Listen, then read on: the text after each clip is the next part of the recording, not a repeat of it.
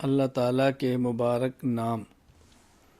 اللہ تعالیٰ کے مبارک ناموں کی دو اقسام۔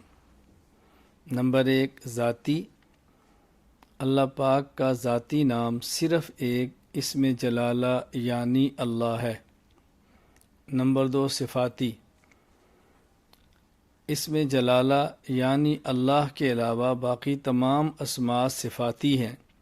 اللہ تعالیٰ کے صفاتی ناموں کو اسماء حسنہ بھی کہتے ہیں، یعنی اللہ تعالیٰ کے جو نام ہیں نمبر 1 ذاتی ہے، نمبر 2 صفاتی ہے۔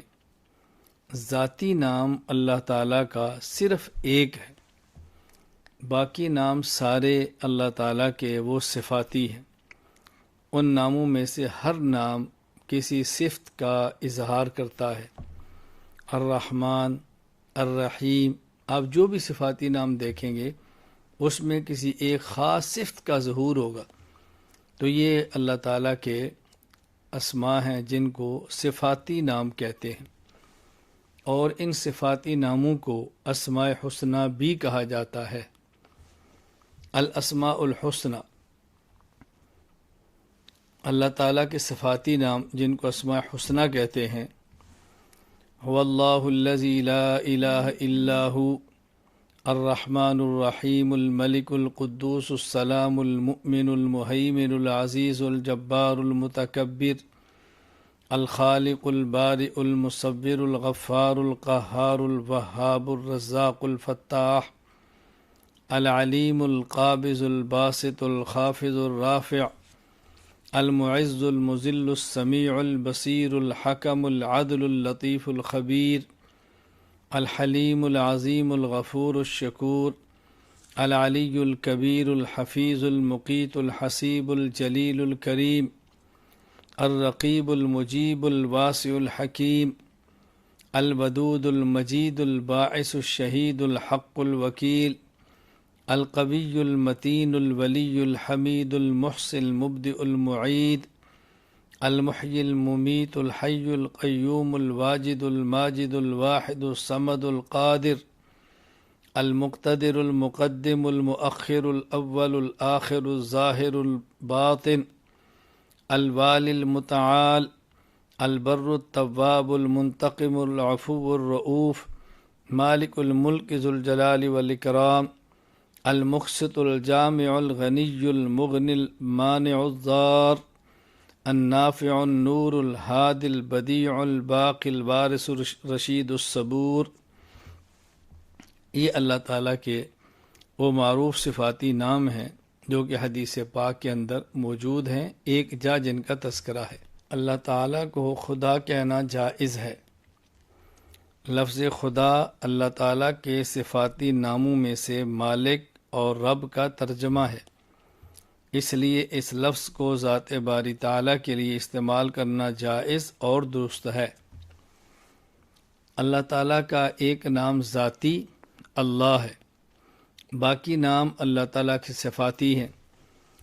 جس طرح صفاتی ناموں میں سے ایک نام الرحمن ہے جس کا ہم ترجمہ مہربان کرتے ہیں، اسی طرح اللہ تعالیٰ کے صفاتی ناموں میں سے ایک صفاتی نام رب ہے، مالک ہے، اس کا ترجمہ خدا کیا جاتا ہے۔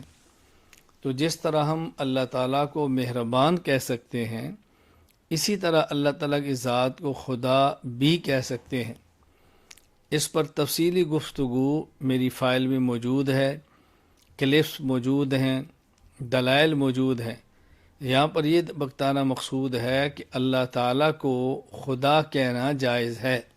استعانت و امداد، وہ کام جو مافوق الاسباب ہیں، یعنی جن کا کرنا انسان کے اختیار میں نہیں، ان میں صرف اللہ تعالیٰ ہی سے مدد طلب کرنی ضروری ہے۔ یعنی دنیا میں دو قسم کے کام ہیں، بعض وہ کام جو اسباب کے تحت ہیں، بندے کے اختیار میں ہیں، اور بعض وہ کام جو مافوق الاسباب ہیں، یعنی اسباب کے تحت داخل نہیں ہیں اور اس میں بندے کا کوئی اختیار بھی نہیں۔ تو وہ کام جو مافوق الاسباب ہیں، دائرۂ اسباب سے باہر ہیں، بندے کے اختیار سے باہر ہیں، ان میں مدد صرف اور صرف اللہ ہی سے مانگنی چاہیے۔ مثلا اولاد دینا یہ ما فوق الاسباب بندے کے اختیار میں نہیں ہے، بارش برسانا بندے کے اختیار میں نہیں ہے، تو یہ اللہ تعالیٰ ہی کریں گے۔ اور بعض کام ما تحت الاسباب ہیں، جو دائرۂ اسباب میں ہیں، بندے کے اختیار میں ہیں، اس میں بندے سے مدد طلب کی جا سکتی ہے۔ مثال کے طور پہ آپ یہ بندے سے کہیں کہ آپ پانی پیدا کر دیں، یہ تو بندے کے اختیار میں نہیں، اور بندے کے لیے یہ لفظ استعمال کرنا جائز بھی نہیں ہے، لیکن پانی اللہ تعالیٰ نے پیدا فرما دیا ہے، پانی نکلا ہوا ہے، آپ کسی سے کہتے ہیں مجھے پانی لا کر دے دو، اب وہ تو بندہ ہی لا کر دے گا، اسباب کے تحت ہے، تو اس میں بندے سے مدد طلب کرنا جائز ہے۔ تو یہ دو باتوں میں اچھی طرح فرق ذہن نشین فرما لیں تاکہ استعانت لغیر اللہ کا مسئلہ اچھی طرح سمجھ آ جائے۔ نظر و نیاز بغیر شدید ضرورت اور مجبوری کے نظر اور نیاز نہیں ماننی چاہیے۔ اگر مجبوری کے تحت منت نظر ماننی پڑ جائے تو پھر نظر صرف اللہ کے نام کی ماننی چاہیے، غیر اللہ کی نظر ماننا درست نہیں ہے۔ یعنی کوئی شخص یہ کہے اگر میرا فلاں کام ہو جائے تو میں منت مانگتا ہوں نفل پڑھوں گا، میں منت مانگتا ہوں صدقہ کروں گا، میں منت مانگتا ہوں فلاں کام کروں گا، یہ منت ہے۔ یہ منت اور یہ نظر صرف اللہ کے لیے مانی جاتی ہے، اللہ کے غیر کے لیے ماننی قطعاً جائز نہیں۔ اور یہ منت بھی ضرورت بہت زیادہ ہو تو ٹھیک ہے، مطلب ایک انسان منت مانگتا ہے میرا کام ہو تو 100 رکعت نفل پڑھوں گا، کام ہو گیا، اب نفل پڑھنے مشکل ہو گئے۔ منت مانگی میرا کام ہو جائے تو میں نفلی حج کروں گا، کام ہو گیا تو نفلی حج مشکل ہو گیا، اب یہ پریشان ہے میں کیا کروں۔ اس لیے بغیر شدید ضرورت اور مجبوری کے منت نہیں مانگنی چاہیے۔ ہاں منت مانگنی جائز ہے، قرآن کریم سے ثابت ہے، لیکن منت صرف اللہ ہی کے لیے مانگے۔ اسی طرح جو نیاز ہے وہ اللہ ہی کے نام پر دیں۔ نیاز کا معنی ہے کہ صدقہ خیرات مستحقین کو دینا، یہ اللہ کے نام پر دیں۔ یہ جو ہمارے یہاں کہا جاتا ہے نظر اللہ نیاز حسین، یہ جائز نہیں ہے۔ نظر بھی اللہ کے نام پر ہے اور نیاز بھی اللہ کے نام پر ہے، نہ اللہ کے غیر کے نام پر نظر ہو سکتی ہے، نہ ہی اللہ کے غیر کے نام پر نیاز ہو سکتی ہے۔ نبوت سے متعلق عقائد، نبی کی ضرورت، اللہ تعالیٰ خالق ہم مخلوق، اللہ تعالیٰ مالک ہم مملوک ہیں۔ مخلوق اور مملوک کا فرض ہے کہ اپنے خالق و مالک کی بات مانیں، اس لیے اللہ تعالیٰ کا حکم ماننا ضروری ہے۔ اللہ تعالیٰ کا حکم اس وقت مانیں گے جب اللہ تعالیٰ کی ذات کو دیکھیں گے یا بات کو سنیں گے۔ اس دنیا میں رہ کر نہ تو ہم اللہ تعالیٰ کی ذات کو دیکھ سکتے ہیں نہ ہی بات کو سن سکتے ہیں، اس لیے ایسے واسطے کی ضرورت ہے جس نے بالواسطہ یا بلا واسطہ اللہ تعالیٰ کی ذات کو دیکھا یا بات کو سنا ہو، اور وہ واسطہ رسول اور نبی کی ذات ہے۔ اللہ تعالیٰ خالق ہم مخلوق، اللہ تعالیٰ مالک ہم مملوک۔ مخلوق نے خالق کی، مملوک نے خالق کی بات کو ماننی ہے۔ کسی بھی شخص کی بات کو تب مانیں کہ اس کی ذات کو دیکھیں، کہ اس نے اشارہ کیا ہو تو ہم دیکھ لیں، یا اس کی بات کو سنیں، وہ کوئی بات بولے اور ہمارے کان تک پڑ جائے تو ہم بات مانیں گے۔ اگر کسی کی ذات کو دیکھ نہیں سکتے، بات کو سن نہیں سکتے تو اس کی بات مانیں گے کیسے؟ ظاہر ہے پھر اس ذات کے اور ہمارے درمیان واسطہ ہونا چاہیے جو ان کی بات ہم تک پہنچائے، ان کی بات ہم تک نقل کرے۔ وہ واسطہ ہے رسول اور پیغمبر کی ذات۔ کسی نبی نے براہ راست اللہ کی ذات کو دیکھا ہے جس طرح ہمارے رسول اکرم صلی اللہ علیہ وسلم، اور کسی نے اللہ تعالیٰ کی ذات کو براہ راست نہیں دیکھا۔ کسی نے براہ راست اللہ کی بات کو سنا ہے، جس طرح موسیٰ علیہ السلام ہمارے پیغمبر پاک صلی اللہ علیہ وسلم، اور کسی نے براہ راست نہیں سنا، بواسطہ ملائکہ سنا ہے، تو یہ جو ہمارے اور اللہ کے درمیان واسطہ ہے، یہ واسطہ نبی ہے اور یہ واسطہ رسول ہے۔ نبی کی تعریف، نبی ایسے انسان کو کہتے ہیں جو مبعوث من اللہ، معصوم عن الخطا اور مفروض الاتباع ہو، یعنی وہ انسان اللہ تعالیٰ کی طرف سے مبعوث ہو، صغیرہ اور کبیرہ گناہوں سے پاک ہو اور اس کی تابعداری کرنا فرض ہو۔ ان صفات کو انبیاء کے علاوہ کسی انسان کے لیے ثابت کرنا، اگرچہ اس کے لیے نبی کا لفظ استعمال نہ کیا جائے، کفر ہے۔ نبی کی تعریف میں بنیادی طور پر 4 چیزیں ہیں۔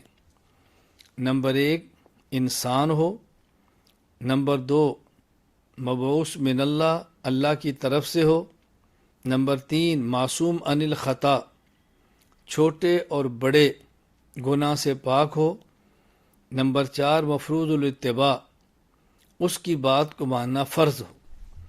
یہ 4 اوصاف بنیادی طور پر نبی کی تعریف میں شامل ہیں۔ اب اگر کوئی شخص بعد میں کسی انسان کو مبعوث من اللہ بھی مانے، معصوم عن الخطا بھی مانے، مفروض الاتباع بھی مانے، اور یہ بھی کہے کہ میں اس کو نبی نہیں مانتا، تو پھر کیا مانتے ہو؟ رسول اکرم صلی اللہ علیہ وسلم کو خاتم الانبیاء اور آخری نبی ماننے کا معنی یہ ہے کہ آپ کے بعد کسی بھی انسان کو مبعوث من اللہ، معصوم عن الخطا اور مفروض الاتباع نہ مانا جائے۔ لیکن اگر کوئی شخص رسول اکرم صلی اللہ علیہ وسلم کے بعد کسی انسان کو مبعوث من اللہ بھی مانے، معصوم عن الخطا بھی مانے، مفروض الاتباع بھی مانے، اور پھر یہ بھی کہ میں ختم نبوت کا قائل ہوں، تو وہ جھوٹ بولتا ہے۔ یہ ختم نبوت کا قائل نہیں ہے بلکہ ختم نبوت کا منکر ہے۔ تو نبی کی تعریف میں یہ 4 بنیادی اوصاف ہیں جس کو ذہن میں رکھنا ضروری ہے۔ نبی مرد ہوتا ہے، نبی ہمیشہ مرد ہوتا ہے، عورت نبی نہیں بن سکتی، اور جنات کے لیے بھی انسان ہی نبی ہوتا ہے۔ یعنی جب ہم نے یہ بات کہی کہ نبی کے لیے بنیادی طور پر 4 اوصاف کا ہونا ضروری ہے، انسان ہو، مبعوث من اللہ ہو، معصوم عن الخطا ہو، مفروض الاتباع ہو، تو کوئی بندہ کہ یہ 4 صفتیں تو عورت کے اندر بھی ہیں، عورت بھی تو انسان ہو سکتی ہے، عورت بھی مبعوث من اللہ ہو سکتی ہے، تو پھر ہم نے کہا نہیں، بات اچھی طرح سمجھیں۔ جب ہم یہ بات کہتے ہیں کہ نبی کے لیے ضروری ہے کہ انسان ہو، تو ایک ہوتا ہے انسان کامل، ایک ہوتا ہے انسان ناقص۔ اس انسان سے مراد انسان کامل ہے، اور انسان کامل مرد ہوتا ہے، عورت نہیں ہوتی۔ عورت ناقصۃ العقل بھی ہے، عورت ناقصۃ الدین بھی ہے، اس لیے عورت کبھی بھی نبی نہیں بن سکتی۔ اور یہ بات بھی ذہن نشین فرما لیں، چونکہ نبی کے لیے انسان ہونا ضروری ہے، فرشتہ انسان نہیں ہے، جنات انسان نہیں ہے، اس لیے جس طرح فرشتہ نبی نہیں ہو سکتا، اس طرح جن بھی نبی نہیں ہو سکتا، تو جنات کے لیے بھی نبی انسان ہی ہوتا ہے، انسان کے علاوہ فرشتہ یا جن یہ نبی نہیں ہو سکتا۔ نبی کی ذات بشر، صفت نور۔ نبی اپنی ذات کے اعتبار سے بشر اور انسان ہوتے ہیں، اور اپنی صفت کے لحاظ سے نور ہوتے ہیں۔ جن آیات اور احادیث میں انبیاء علیہ السلام کو بشر فرمایا گیا، وہاں مراد ذات نبوت ہے، اور جہاں نور فرمایا گیا وہاں مراد صفت نبوت ہے۔ یہ عقیدہ اچھی طرح ذہن نشین فرما لیں، اور اس عقیدے کو اچھی طرح سمجھ لیں تاکہ الجھن پیدا نہ ہو۔ جب ہم نے کہا کہ نبی کی تعریف میں بنیادی طور پر 4 چیزیں ہیں، ان میں پہلی چیز کیا ہے؟ انسان ہو۔ یہ نبی کی ذات ہے کہ وہ انسان ہو، بشر ہو، آدم ہو، یہ بات اچھی طرح ذہن نشین فرمائیں۔ اس لیے نبی کی ذات وہ ہمیشہ بشر ہے۔ ہاں جو نبی کی اس صفات ہیں وہ صفات نور ہیں۔ اب جو لوگ کہیں قرآن کریم میں نبی کے لیے لفظ بشر آیا ہے، اس سے مراد نبی کی ذات ہے، اور جو کہیں قرآن کریم میں نبی کے لیے لفظ نور آیا ہے تو وہاں نور سے مراد صفت نبوت ہے۔ تو نبی ذات کے اعتبار سے بشر ہوتا ہے اور نبی اپنی صفات کے لحاظ سے نور ہوتا ہے۔ تو یہ بات اچھی طرح ذہن نشین فرما لیں۔ اب آیات کا آیات سے، احادیث کا احادیث سے اور آیات کا احادیث سے کبھی بھی ٹکراؤ اور تعارض نہیں ہوگا۔ نبی اور رسول میں فرق: رسول وہ ہے جو نئی شریعت لائے، اور نبی وہ ہے جو نئی شریعت نہ لائے بلکہ پہلی شریعت کی تعلیم دے۔ نبی اور رسول میں بنیادی فرق: نبی بھی انسان، رسول بھی انسان۔ نبی مبعوث من اللہ، رسول بھی مبعوث من اللہ۔ نبی معصوم عن الخطا، رسول بھی معصوم عن الخطا۔ نبی مفروض الاتباع، رسول بھی مفروض الاتباع۔ پھر فرق کیا ہے؟ رسول وہ ہے جو مستقل شریعت لائے، نبی وہ جس کی مستقل شریعت نہیں ہے بلکہ اس سے پہلے جو رسول ہے اسی کی شریعت کے مطابق وہ چلے۔ ہاں اس پر چونکہ وحی آتی ہے، چونکہ جبریل آتا ہے، اس لیے اس کو نبی کہتے ہیں۔ تو نبی اور رسول میں فرق: رسول وہ جو نئی شریعت لائے اور نبی وہ جو پہلے ہی رسول کی شریعت کو لے کر آگے چلے۔ تعداد انبیاء و رسول علیہم السلام: انبیاء اور رسول علیہ السلام کی تعداد 1,24,000 کم و بیش ہے۔ انبیاء اور رسول ان کو ملائیں تو تعداد کتنی بنتی ہے؟ 1,24,000۔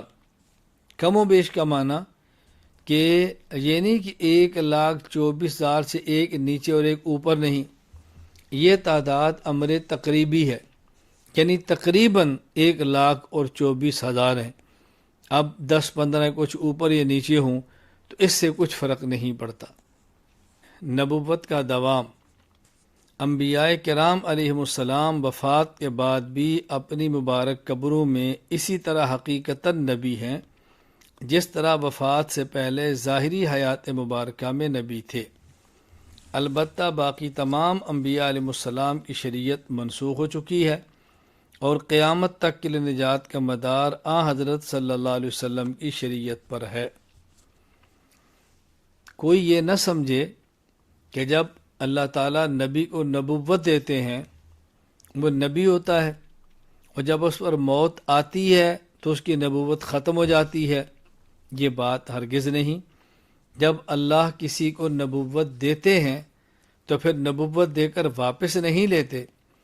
وہ جس طرح موت سے پہلے نبی ہے، موت آنے کے بعد بھی نبی ہے، یعنی وصف نبوت جس طرح نبی کے ساتھ اس دنیاوی زندگی میں ہے، اسی طرح نبی کے ساتھ وصف نبوت برزخی زندگی میں بھی ہے، قبر کے اندر بھی ہے، موت سے لے کر بعث حشر تک بھی ہے، اور حشر کے بعد میدان معاشر میں بھی نبی کے ساتھ وصف نبوت ہے، اور جنت کی عبدالآباد اور دائمی زندگی میں بھی نبی کے ساتھ وصف نبوت رہے گا۔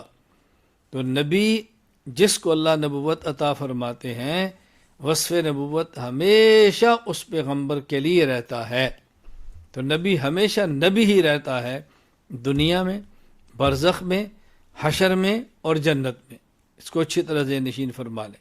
انبیاء علیہم السلام کی عظمت: کائنات کی تمام مخلوقات میں سب سے اعلیٰ مرتبہ اور مقام حضرات انبیاء علیہ السلام کا ہے، اور حضور اکرم صلی اللہ علیہ وسلم تمام انبیاء علیہ السلام سے افضل، اعلیٰ اور تمام انبیاء علیہ السلام کے سردار ہیں۔ کائنات میں انسان اشرف المخلوقات ہے، اور اشرف المخلوقات میں انبیاء علیہ السلام اعلی البشر ہیں، افضل البشر ہیں، اور انبیاء علیہ السلام میں حضرت رسول اکرم صلی اللہ علیہ وسلم نبی الانبیاء ہیں، امام الانبیاء ہیں، خاتم الانبیاء ہیں، سب سے افضل ہیں۔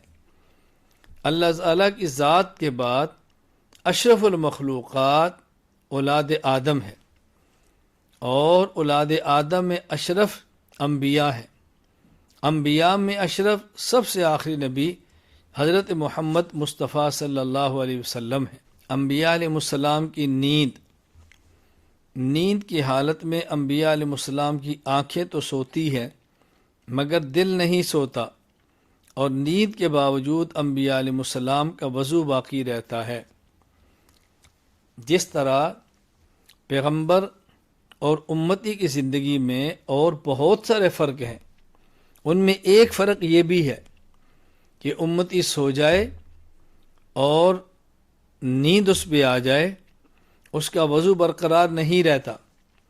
ہاں، یہ شرط ضرور ہے کہ امتی سوئے اور ایسی چیز کے ساتھ ٹیک لگا کر سوئے کہ اس کو کھینچیں تو یہ گر جائے، تو یہ نیند ناقض الوضو ہے، اس سے وضو ختم ہو جاتا ہے۔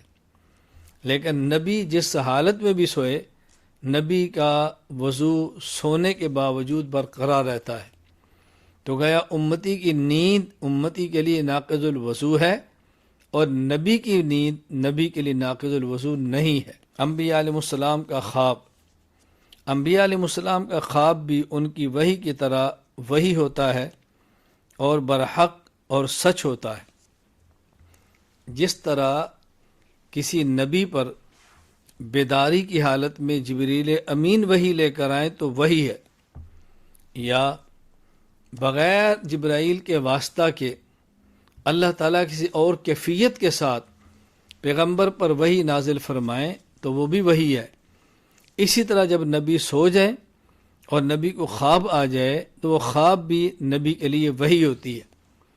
اس کی مشہور مثال حضرت ابراہیم علیہ السلام کی خواب ہے کہ آپ نے خواب میں اپنے بیٹے اسماعیل کو دیکھا کہ ان کی گردن پہ چھری چلا رہے ہیں، تو آپ نے بیداری کی حالت میں اپنے بیٹے کو پکڑا اور ان کی گردن پہ چھری چلا دی۔ کیوں؟ فرمایا کہ میں نے خواب میں دیکھا ہے، یا بنی انی ارا فی المنام انی اذبحک فانظر ماذا تری، میں نے خواب میں دیکھا تجھے ذبح کر رہا ہوں، تیری کیا رائے ہے؟ تو بیٹے نے کہا یا ابت افعل ما تؤمر، ابا جی جو آپ کو حکم ملا اس پر عمل کریں۔ اب یہاں جو خواب دیکھی ہے اس کو قرآن کہہ رہے امر ربی ہے۔ امر ربی تبھی ہوگا جب اللہ کی طرف سے نبی کی خواب یہ وحی ہوگی۔ باقی ذہن نشین فرما لیں اچھی طرح، ابراہیم علیہ السلام نے یہ نہیں فرمایا کہ میں نے خواب میں دیکھا ہے کیا بیٹا میں نے تجھے ذبح کر دیا ہے، بلکہ فرمایا کہ میں نے خواب میں دیکھا کہ ذبح کر رہا ہوں۔ ایک یہ ہے کہ میں نے خواب میں دیکھا کہ ذبح کیا اور گردن الگ ہو گئی، یہ الگ چیز ہے، اور ایک یہ کہ خواب میں دیکھا گردن پر چھری چلا رہا ہوں، یہ الگ چیز ہے۔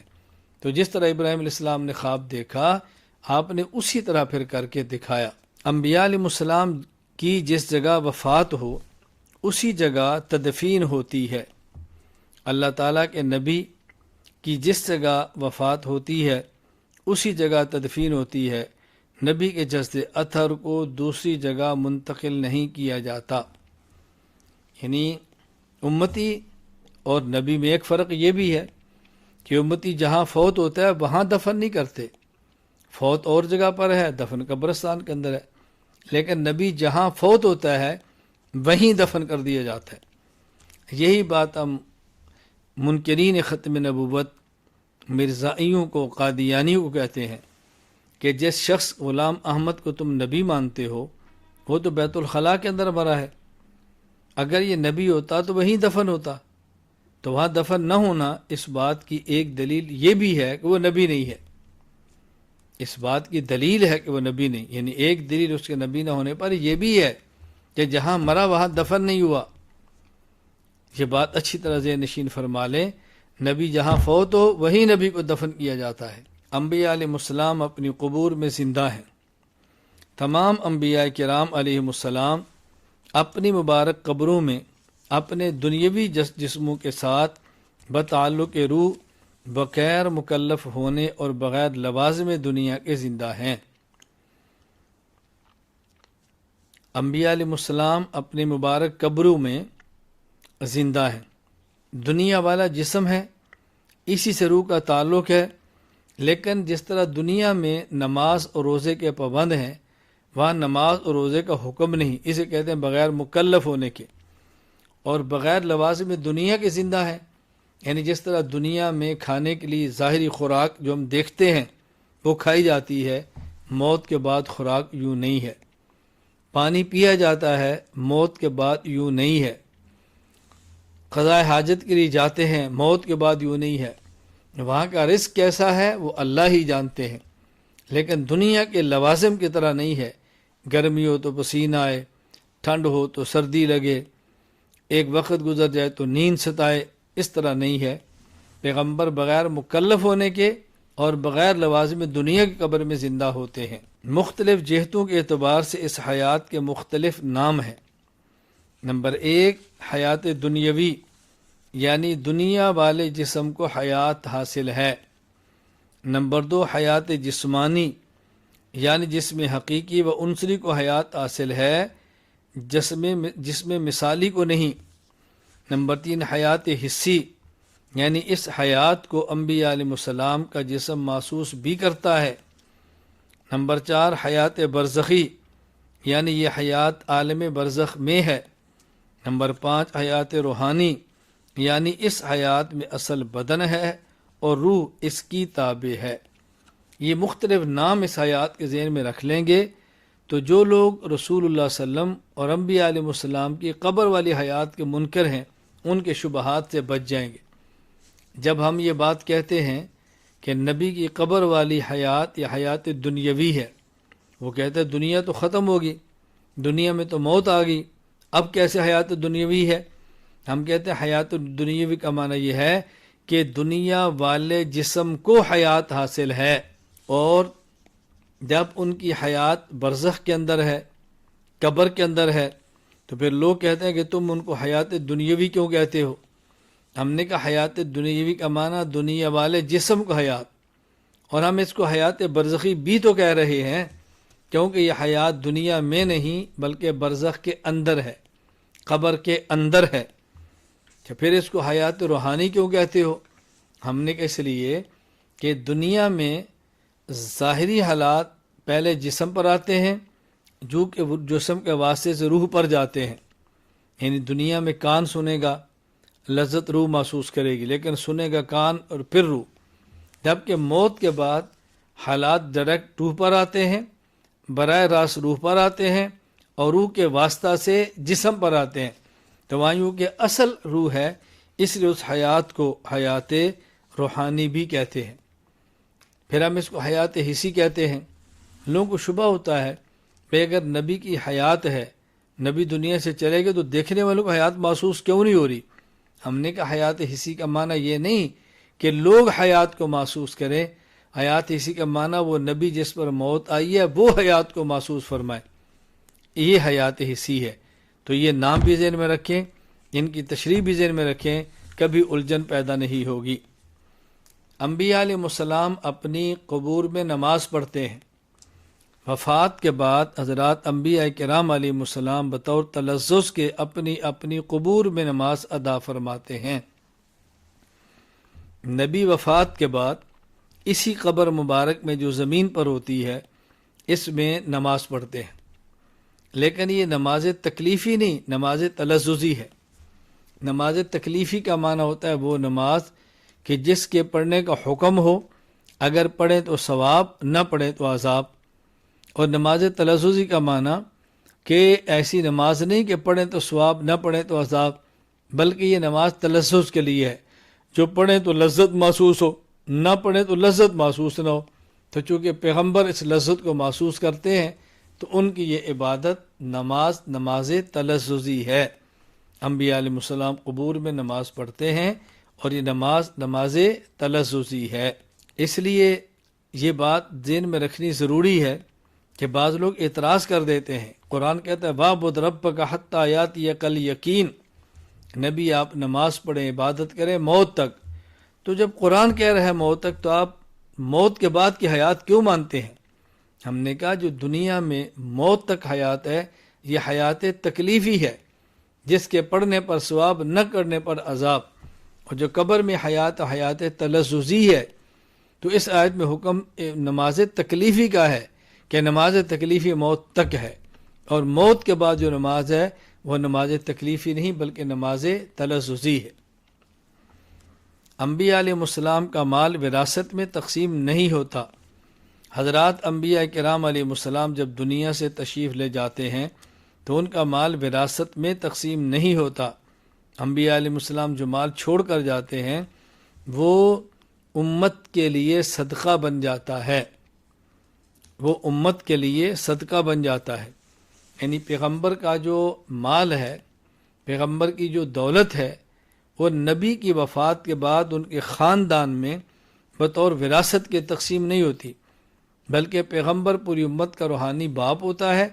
اس لیے پیغمبر کی وفات کے بعد جو دولت ہے وہ بطور صدقہ امت میں تقسیم ہوتی ہے، رشتہ داروں میں بطور وراثت کے تقسیم نہیں ہوتی۔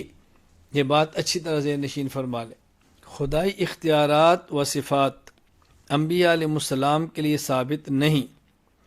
نبی کے لیے خدائی اختیارات اور صفات خاصہ ثابت کرنا جائز نہیں، جیسے علم غیب، حاضر ناظر، مختار کل وغیرہ۔ یہ صفات اللہ تعالیٰ کے ساتھ خاص ہیں۔ اس میں کوئی شک نہیں کہ پیغمبر کی ذات بہت بڑی ہے، لیکن اس میں بھی کوئی شک نہیں کہ نبی کی ذات جتنی بڑی ہے اللہ تعالیٰ سے چھوٹی ہے۔ اللہ تعالیٰ کے اختیارات نبیوں میں ثابت کرنا جائز نہیں ہے۔ اللہ تعالیٰ کی صفات خاصہ یہ نبی کے لیے ثابت کرنا جائز نہیں ہے۔ عالم الغیب ذات صرف اللہ کی ہے، کوئی نبی عالم الغیب نہیں۔ مختار کل صرف اللہ کی ذات ہے، کوئی نبی مختار کل نہیں۔ قادر مطلق اللہ کی ذات ہے، کوئی نبی قادر مطلق نہیں۔ حاضر اور ناظر ہر جگہ ہونا اللہ کی صفت ہے، کوئی نبی حاضر اور ناظر ہر جگہ نہیں۔ نبی العالمین صلی اللہ علیہ وسلم گزشتہ انبیاء علیہ السلام خاص قوموں، خاص بستیوں یا خاص شہروں کی طرف خاص وقت میں بھیجے جاتے تھے، جبکہ آپ صلی اللہ علیہ وسلم تمام مکانوں، تمام جہانوں اور تمام زمانوں کے نبی ہیں۔ گزشتہ انبیاء کرام علیہ السلام میں سے ہر نبی خاص قوم کا نبی ہوتا، خاص وقت کے لیے ہوتا، خاص جگہ پہ ہوتا، تو ان کا دائرہ نبوت محدود تھا۔ ہمارے نبی کریم صلی اللہ علیہ وسلم کا دائرہ نبوت علم انسانی کے مطابق غیر محدود ہے۔ تمام زمانوں کے نبی ہیں، تمام جہانوں کے نبی ہیں، تمام مکانوں کے نبی ہیں۔ سبحان اللہ، پہلے انبیاء صرف نبی ہیں، اور ہمارے پیغمبر پاک صلی اللہ علیہ وسلم نبی العالمین ہیں۔ نبی الانبیاء علیہ السلام، نبی اسے کہتے ہیں جس کا کلمہ امت پڑھے، اور نبی الانبیاء اسے کہتے ہیں جس کا کلمہ امت بھی پڑھے اور انبیاء علیہ السلام بھی پڑھے۔ باقی انبیاء علیہ السلام صرف نبی ہیں، جبکہ ہمارے پیغمبر صلی اللہ علیہ وسلم نبی بھی ہیں اور نبی الانبیاء بھی ہیں۔ وَإِذْ أَخَذَ اللَّهُ مِيثَاقَ النَّبِيِّينَ لَمَّا آتَيْتُكُم مِّن كِتَابٍ وَحِكْمَةٍ ثُمَّ جَاءَكُمْ رَسُولٌ مُّصَدِّقٌ لِّمَا مَعَكُمْ لَتُؤْمِنُنَّ بِهِ۔ حضرات انبیاء کرام علیہ السلام بھی رسول اکرم صلی اللہ علیہ وسلم کی ذات گرامی پر ایمان لائے ہیں۔ ایمان لانے کا معنی یہ ہے کہ ہمارے نبی پاک کا کلمہ پڑھا ہے۔ تو نبی اور نبی الانبیاء میں فرق سمجھ لیجیے۔ نبی جو امت کا نبی ہو، نبی الانبیاء جو نبیوں کا بھی نبی ہو۔ نبی جس کا کلمہ امت پڑھے، نبی الانبیاء جس کا کلمہ انبیاء بھی پڑھے۔ تو حضرت آدم سے لے کر عیسیٰ علیہ السلام انبیاء ہیں، اور ہمارے حضرت محمد صلی اللہ علیہ وسلم خاتم الانبیاء ہیں، امام الانبیاء صلی اللہ علیہ وسلم۔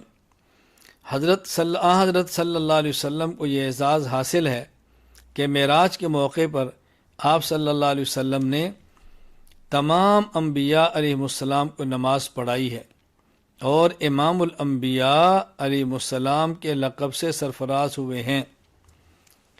گزشتہ انبیاء میں سے ہر نبی نے اگر نماز پڑھائی ہے تو اپنی امت کو پڑھائی ہے۔ ہمارے پیغمبر پاک صلی اللہ علیہ وسلم نے نماز پڑھائی ہے تو امت کو بھی پڑھائی ہے، نبیوں کو بھی پڑھائی ہے۔ تو جس کے مقتدی صرف امتی ہوں وہ نبی ہے، اور جس کے مقتدی انبیاء بھی ہوں وہ امام الانبیاء ہے۔ تو ہمارے حضرت محمد مصطفیٰ صلی اللہ علیہ وسلم صرف نبی نہیں، امام الانبیاء ہے۔ گزشتہ انبیاء علیہ السلام انبیاء تھے اور ہمارے پیغمبر پاک صلی اللہ علیہ وسلم امام الانبیاء ہیں، افضل الانبیاء صلی اللہ علیہ وسلم۔ آپ صلی اللہ علیہ وسلم کا مقام و مرتبہ تمام انبیاء علیہ السلام سے افضل ہے۔ انبیاء علیہ السلام کے بارے میں قرآن کریم یوں اعلان کرتا ہے، تِلْکَ رُسُلُ فَضَّلْنَا بَعْضَهُمْ عَلَى بَعْضٍ، کہ رسول اور نبی ان میں سے بعضوں سے افضل ہے، کیونکہ نبوت ایک کمال علمی ہے۔ تو جس نبی کے پاس جتنا علم ہوگا اتنا ہی وہ نبی دیگر نبیوں سے اعلیٰ اور افضل ہوگا۔ چونکہ ہمارے حضرت محمد صلی اللہ علیہ وسلم کا علم تمام انبیاء کے علوم سے زیادہ ہے، اس لیے ہمارے حضرت محمد صلی اللہ علیہ وسلم تمام انبیاء علیہ السلام سے افضل اور اعلیٰ بھی ہیں۔ خاتم الانبیاء صلی اللہ علیہ وسلم، حضرت صلی اللہ علیہ وسلم مکان، زمان اور مقام کے اعتبار سے آخری نبی ہیں۔ آپ صلی اللہ علیہ وسلم کے بعد دنیا میں کسی بھی قسم کا، کسی زمانے، کسی مکان میں کوئی نبی پیدا نہیں ہوگا۔ یعنی حضور اکرم صلی اللہ علیہ وسلم مقام کے اعتبار سے بھی آخری ہیں۔ آپ کے بعد آپ کے اوپر کسی کا مقام بھی نہیں، مکان کے اعتبار سے بھی آخری ہیں۔ یعنی آپ کے بعد کسی مکان، کسی جگہ میں بھی کوئی نبی پیدا نہیں ہوگا۔ زمان کے اعتبار سے بھی، یعنی آپ کے بعد کسی زمانے میں بھی کوئی نبی پیدا نہیں ہوگا۔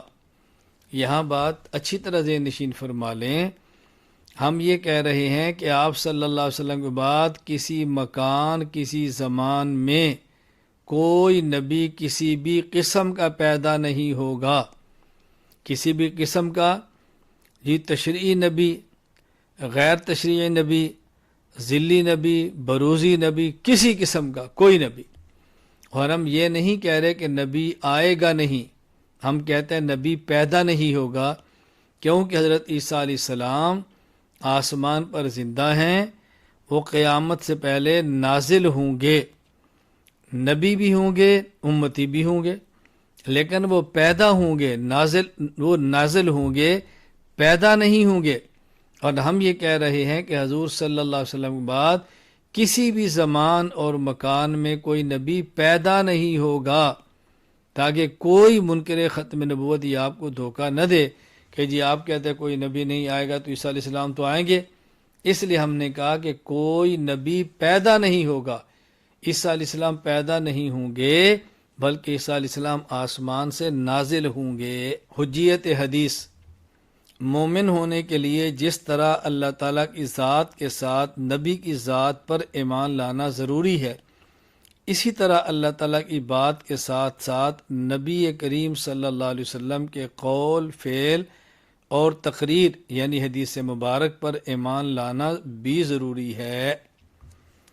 جس طرح قرآن کریم حجت شرعیہ دلیل ہے، اسی طرح حدیث پاک بھی حجت شرعیہ اور دلیل ہے۔ جس طرح قرآن پر ایمان لانا ضروری ہے، رسول اکرم صلی اللہ علیہ وسلم کی مبارک حدیث پر بھی ایمان لانا ضروری ہے۔ اگر کوئی شخص قرآن کا انکار کرے تو مسلمان نہیں ہے، اسی طرح اگر کوئی حدیث رسول صلی اللہ علیہ وسلم کا انکار کرے تو وہ بھی مسلمان نہیں ہے۔ قرآن بھی ماننا ہے اور حدیث پاک کو بھی ماننا ہے۔